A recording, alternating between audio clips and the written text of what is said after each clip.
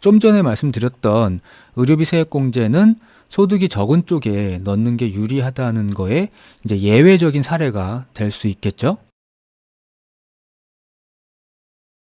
안녕하세요. 성우형세무사입니다. 자, 맞벌이 부부의 연말정산 오늘 세 번째 시간인데요. 의료비 세액공제에 대해서 말씀을 좀 드리려고 하는데, 이게 신용카드 소득공제나 의료비 세액공제를 맞벌이 부부 연말정산할 때 왜 대표적으로 말씀드리냐면, 이 의료비 세액공제 같은 경우에는 그 기본공제 대상자 판단할 때 그 요건으로 드는 소득 조건이나 아니면 나이 요건 이런 것들이 있는데, 그 중에 이제 소득이나 나이 제한을 받지 않거든요. 그리고 이제 신용카드 소득공제 같은 경우에는 소득 제한만 받고 나이 제한을 받지 않죠. 이제 이렇게 되다 보니까 맞벌이 부부다 이렇게 되면 아내 쪽 남편 쪽으로 어떤 거를 뭔가를 선택해서 적용할 수 있는 여지가 있기 때문에 그걸 대표적으로 말씀을 드리는 거고요. 이제 들어와서 본격적으로 의료비 세액공제를 말씀드리면, 일단 의료비 세액공제를 어떻게 적용하고 어떤 금액을 얼마나 공제를 해주냐에 대한 내용은 뭐 자세하게 설명을 드리진 않을 건데, 일단 기본적으로 알아둬야 되는 것들은 이런 거죠. 그러니까 총급여 3%를 초과하는 경우에만 그 초과하는 금액을 대상으로 하기 때문에 총급여에서 3%가 안 되면 의료비 세액공제가 발생할 금액이 없다는 거 하나 하고, 그 다음에 이제 15%죠. 기본적으로. 뭐 이외에 뭐 난임 시술비나 뭐 이런 것들이 있다 그러면 뭐 20% 공제가 적용되는데, 그렇지 않으면 기본적으로는 15%라는 거고요. 그 다음에 이제 본인 의료비는 한도 없이 공제 대상이 되는 거고, 물론 이제 65세 이상이나 장애인 같은 경우에도 역시 한도는 없는데, 그 외 부양가족 같은 경우에는 연 700만 원까지만 한도를 적용하게 되는 거죠. 그 다음에 뭐 이제 어떤 항목들은 되고 어떤 항목들은 안 되고, 그 다음에 뭐 계산을 이렇게 한다 뭐 이런 것들이 있는데, 그러니까 오늘 말씀드리는 건 이제 맞벌이 부부는 어떻게 의료비를 선택해야 되냐 이의 문제니까, 이제 요거는 좀 생략을 하고 그 다음에 이제 맞벌이 부부로 들어가 볼게요. 의료비 세액공제 같은 경우에는 일단 기본적으로 소득 제한이나 나이 제한이 없어요.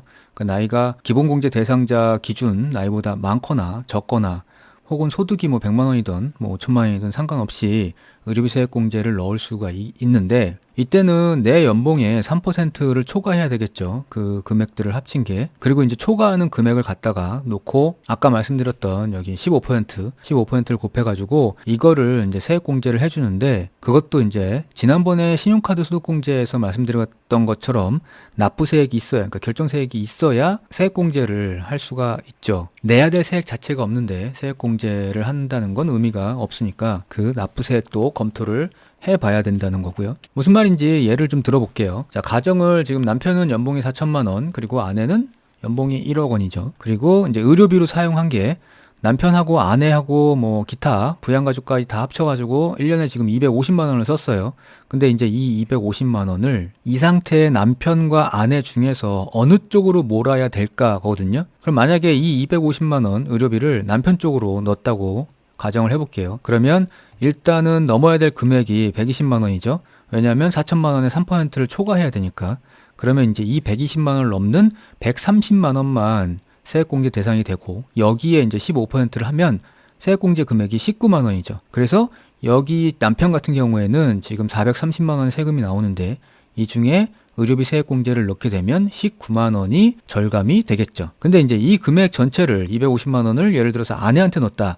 그러면 지금 1억 원에 3%잖아요. 이 아내는 연봉이 1억 원이니까 그 1억 원에 3%를 넘어야 되는데, 이 1억 원의 3%는 300만 원이고 지금 쓴 거는 250만 원이니까 이 3% 300만 원을 못 넘죠. 그러니까 이렇게 못 넘으면 의료비 세액공제를 할 적용 대상 금액이 없어져요. 이렇게 되면 세액공제 금액이 0원이죠. 만약에 지금 이 상황에서 이 의료비를 아내한테 넣어가지고 연말정산 소득공제 신청서를 냈다 이러면 이 부분은 의료비 세액공제를 받을 게 없으니까 0원이 되는 거고요. 그리고 만약에 남편한테 넣었다 그러면 받을 수 있던 19만 원은 그냥 뭐 없어지는 경우가 되겠죠. 이런 선택으로. 그래서 보통 이제 의료비 세액공제 같은 경우에는 요 3% 규정 때문에 소득이 많은 쪽이 아니라 적은 쪽으로 의료비 세액공제를 넣는 게 유리하다고 보통 해요. 그리고 이제 대부분의 경우 그렇고요. 근데 이제 이런 경우가 있을 수도 있죠. 그러니까 뭐냐면 남편이 3천만 원의 연봉이고 아내가 이제 1억 원이다. 그리고 이제 의료비 같은 경우에는 지금 뭐 부양가족까지 다 합쳐가지고 1년에 500만 원 정도를 사용했어요. 자, 그래서 이제 첫 번째 경우 이 500만 원을 남편한테 다 넣게 되는 경우죠. 그러면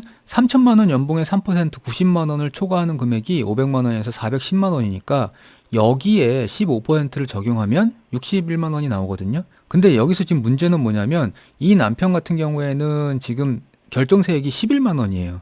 그래서 여기가 아무리 61만 원이 나왔다 그래도 세액 공제를 받을 수 있는 금액은 11만 원만 가능하다는 거죠. 근데 이제 이 금액을 아내가 공제를 받는다고 가정하면 아내 연봉 1억에 3%는 300만 원이니까 여기에 이제 초과하는 금액이 200이죠.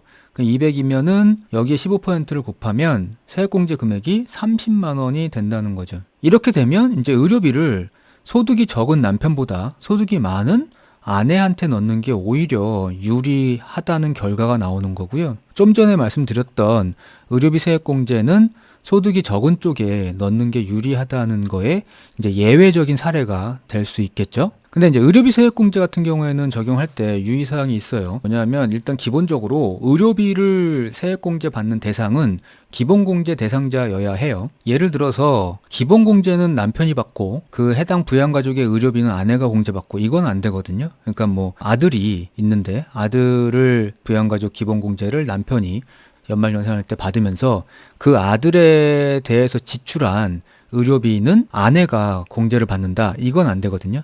그러니까 기본공제에 넣고 그리고 그 기본공제에 넣은 사람의 의료비를 공제받을 수 있어요. 물론 이제 남편과 그러니까 부인 이 둘의 관계는 좀 다르겠죠. 기본공제 대상자 자체가 아니니까. 근데 이제 기본공제 대상자인데 의료비하고 기본공제를 별도로 각각 적용할 수는 없다는 거죠. 그리고 또 하나 이거는 생각을 못 하시는 분들이 많은 것 같은데 이 의료비는 본인이 지출한 의료비를 본인이 공제받는 거예요. 이 의료비는 소득 제한도 없고 나이 제한도 없다 보니까 아내가 아파가지고 낸 병원비도 내가 공제받을 수 있고 나한테 나온 병원비도 아내가 공제를 받을 수 있거든요. 근데 이제 이게 조건이 지출자가 공제받는 거예요. 그러니까 본인이 아파가지고 아내가 스스로 지출을 한 병원비를 내가 의료비로 공제받을 수는 없는 거고요. 그 다음에 내가 내 카드로 내 돈으로 내 병원비를 지출했는데 아내가 공제받는다. 이것도 안 되는 거거든요. 여기서 지금 아내의 의료비를 내가 공제받는다라는 의미는 아내가 아파서 병원을 갔는데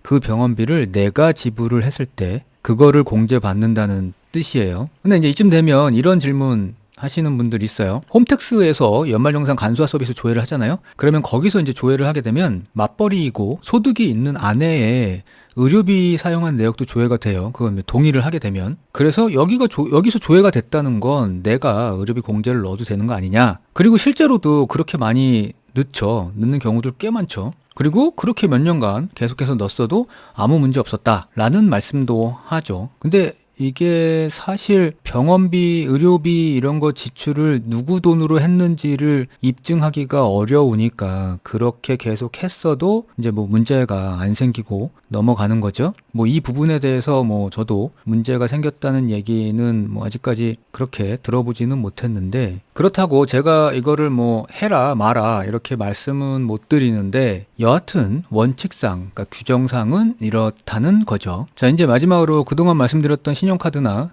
의료비 쪽 말고 이제 나머지에 대한 기타 항목들인데 뭐 나머지들 많잖아요. 공제 항목들이. 근데 이제 일단은 원칙부터 생각을 하셔야 되겠죠. 소득공제 같은 경우에는 소득이 많은 쪽. 그다음에 이제 세액공제 같은 경우에는 결정세액이 그 세액공제 받을 금액보다 충분히 많은 쪽. 을 선택하면 되는 거고요. 이제 항목별로 조건들이 또 달려 있는 경우들이 있으면 그 조건도 같이 고려를 해야 되는 거죠. 신용카드는 뭐 25% 이상 초과해야 된다. 그 다음에 의료비는 이제 총 급여의 3%를 초과해야 된다. 뭐 이런 조건들이 있잖아요. 그러면 이제 그 조건을 두 번째로 검토를 해봐야 되는 것. 그 다음에 뭐 연금계좌 세액공제 같은 경우가 있는데 물론 이제 세액공제이다 보니 충분히 결정세액이 있는 쪽으로 공제받는 게 맞기는 하고요. 첫 번째. 그 다음에 두 번째로는 이렇게 그 연금계좌 세액공제처럼 소득별로 나눠서 그러니까 뭐 여기서 지금 연금계좌 세액공제는 5,500만 원 기준으로 해가지고 12%를 하냐 15%를 하냐 이렇게 공제율을 달리 가져가는 경우가 있어요.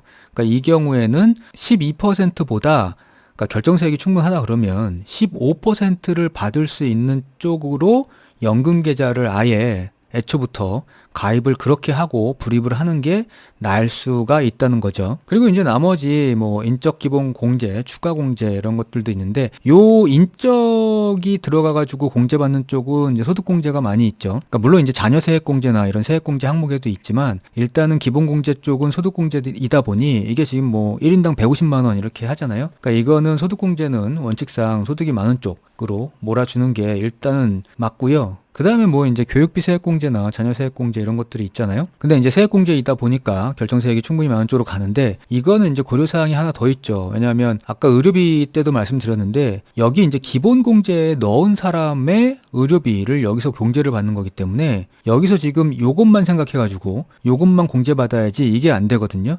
따라서 얘하고 이쪽 기본공제하고 같이 한 세트처럼 움직여야 되니까 이 교육비 세액공제나 의료비 세액공제만 생각할 수는 없는 거고요. 이걸 넣으려고 하면 기본공제에도 들어가 있어야 되니까 기본공제에서 공제받을 수 있는 부양가족 같은 경우에는 이 효과도 같이 생각을 해봐야 된다는 거죠. 자, 이렇게 해가지고 몇 편에 나눠가지고요. 그 맞벌이 부부들이 연말정산에서 어떤 전략을 가지고 해야 되는지에 대한 얘기를 좀 해봤는데 사실 연말정산 자체도 복잡하고요. 그 다음에 이제 맞벌이 부부가 끼게 되면 더 내용이 복잡하다 보니까 여기서 지금 몇 편에 나눠가지고 잠깐 요약해가지고 하는 내용만으로는 너무 상황이 많아서 모든 상황을 다 커버할 수는 없을 것 같고요. 일단 가장 좋은 건 실제로 해보시는 거예요, 계산을. 그러니까 뭐 미리 보기 서비스나 이런 데 들어가셔가지고. 그리고 뭐 홈택스 말고도 다른 뭐 포털 사이트에서 찾아보면 연말정산 미리 계산하는 서비스들이 있거든요. 그래서 거기서 각각 실제로 계산을 좀 시뮬레이션 돌려보시고 하시는 게 가장 좋은 방법이에요. 그리고 뭐 추가적으로 궁금한 게 있으시다 그러면 뭐 댓글 남겨주시면 최대한 답변을 드리도록 하겠습니다. 자, 감사합니다.